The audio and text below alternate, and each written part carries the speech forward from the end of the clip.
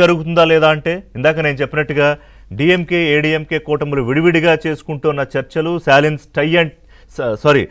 సై అంటే కనుక ప్రభుత్వ ఏర్పాటుకు సిద్ధమే అనే ఏడీఎంకే సీనియర్ నేతల వ్యాఖ్యలు చూస్తుంటే as anything can be possible in politics అనే విధంగా తమిళనాడు రాజకీయాలు నడుస్తున్నాయి.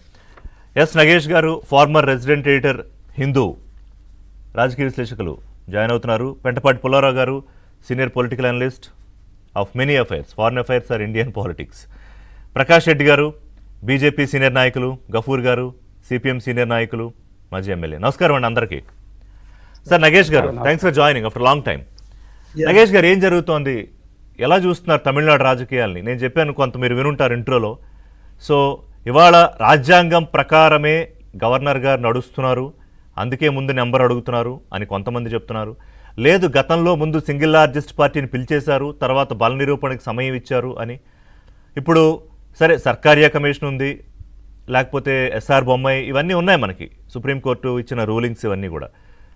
Yes sir, how are you look at it? ఎలా చూస్తున్నారు? అంటే నిన్న సీనియర్ అడ్వకేట్స్ ఆఫ్ సుప్రీంకోర్టు, ఇది మన మహేష్ జెట్మలని కానీ, ముకుల్ రోహత్కి కానీ, ఆర్యామ సుందరం కానీ, వాళ్ళందరూ ఒకే మాట మీద నిల్చున్నారు. గవర్నర్ చేస్తున్నది అన్కాన్స్టిట్యూషనల్, అన్యాక్సెప్టబుల్. ఆయన ఏమిటంటే లార్జెస్ట్ సింగిల్ పార్టీకి ఆయన అవకాశం ఇవ్వాలి అనేది మెజారిటీ. ఇది ఎస్ఆర్ బొమ్మాయి కేసులో చాలా స్పష్టంగా సుప్రీంకోర్టు తీర్పు ఉంది. మెజారిటీ అనేది రాజ్భవన్ లో కానీ ఒక కాగితం మీద కానీ డిసైడ్ చేసేది కాదు. ఫ్లోర్ ఆఫ్ ది అసెంబ్లీలో టెస్ట్ చేసి, మెజారిటీ టెస్ట్ చేసి అక్కడ డిసైడ్ చేయాలి. ఈయన అన్ని పక్కకు తోసేసి నువ్వు మొదట కాగితం తీసుకురామంటే ఈయనకి సమయం ఇవ్వకుండా, సమయం ఎంతసేపు ఇచ్చాడు? 24 గంటలు 48 గంటలు ఇచ్చాడు. ఇంకేమిటంటే కొంచెం ఊపిరి తీసుకోవడానికి టైం కావాలి. ఇదేమిటంటే ఇది ఇప్పుడు ప్రజలు ఏమిటంటే, ఒకటి మీరు ఇందాక అన్న దాని మీద చిన్న నాకు ఇది ఉంది. ప్రజలు ఈయనకి మ్యాండేట్ ఇచ్చారు, మెజారిటీ ఇవ్వలేదు. మ్యాండేట్ ఇచ్చారు, మెజారిటీ ఇవ్వలేదు. నేను మ్యాండేట్ ఇవ్వలేదు అన్నాను. ఓకే, అది స్పష్టంగా ఉంది, మ్యాండేట్ ఇచ్చారని. మరి ఇప్పుడు నేను తిరిగి ఇంకో క్వశ్చన్ అడుగుతాను.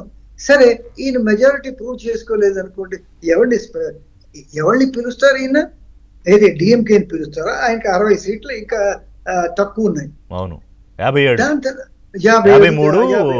ఏడీఎంకే 47. ఇద్దరు కలిపితే కూడా యాక్చువల్ గా అక్కడ అంత ఈజీ కాదు ఈ ఇద్దరు కలవడం. దాంట్లో 2 కారణాలు ఉన్నాయి. ప్రజలు యాక్సెప్ట్ చేస్తారండి. వీళ్ళు అసెంబ్లీలో ఒకడు ధోతి, ఇది చీరలు లాక్కుని, ధోతీలు లాక్కుని, ఈ పార్టీలు రేపు ఇద్దరు కలిసిపోయి అసెంబ్లీలో బాయ్ అనుకుంటే ప్రజలు యాక్సెప్ట్ చేస్తారా? ఇది చర్చలు ఎంతవరకు నడుస్తున్నాయంటే, ఆయన ముఖ్యమంత్రిగా ఉంటారు, పళనిస్వామి ఉప ముఖ్యమంత్రిగా ఉదయనిధి స్టాలిన్ ఉంటారు అనే వరకు చర్చలు వచ్చాయి నిన్న రాత్రికి. బట్ నేను అనుకోవడం ప్రజలు యాక్సెప్ట్ చేయరండి. ఎందుకైతే ఇప్పుడు ఎట్లా ఉంటుందంటే, ఏదో రాష్ట్రంలో కాంగ్రెస్ బీజేపీ కలిసి ఒక ప్రభుత్వం తయారు చేస్తే ప్రజలు యాక్సెప్ట్ చేస్తారా? చేయరు. వీళ్ళు కూడా అంతే. 30 ఏళ్ళ నుంచి ఎంజీఆర్, కరుణానిధి, దాని తర్వాత జయలలిత, కరుణానిధి, వీళ్ళిద్దరూ ఒకరికొకరికి అగేన్స్ట్ గా ఉన్నారు. అది కాకుండా ఇంతకు ముందు ఎన్ని సందర్భాలు లేవు ఏదైతే లార్జెస్ట్ సింగిల్ పార్టీని పిలవలేదనేది. 1, 2 అసలు అనేకమైన పార్టీ ఉన్నారు. పివి నరసింహారావు గారు మైనారిటీ గవర్నమెంట్ మొత్తం 91 నుంచి 96 దాకా మొత్తం మైనారిటీ గవర్నమెంట్ ఆయన నడిపారు. ఇలాంటి ఉదాహరణ ఈవెన్ వాజ్పేయి గారి గవర్నమెంట్ కూడా పిలిచాక 13 రోజుల తర్వాత ఆయన బల నిరూపణ చేసుకోలేనప్పుడు కదా పడిపోయింది.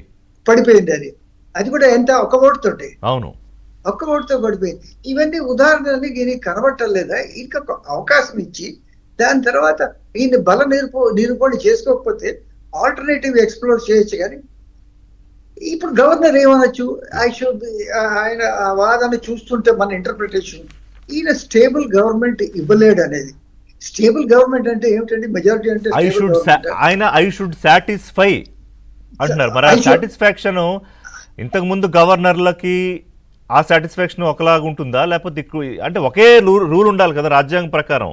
గవర్నర్లందరికీ కాన్స్టిట్యూషన్ ఒకటే చెప్తుంది కదా. లేదా ఇప్పుడు ప్రకాష్ రెడ్డి గారు సెంట్రల్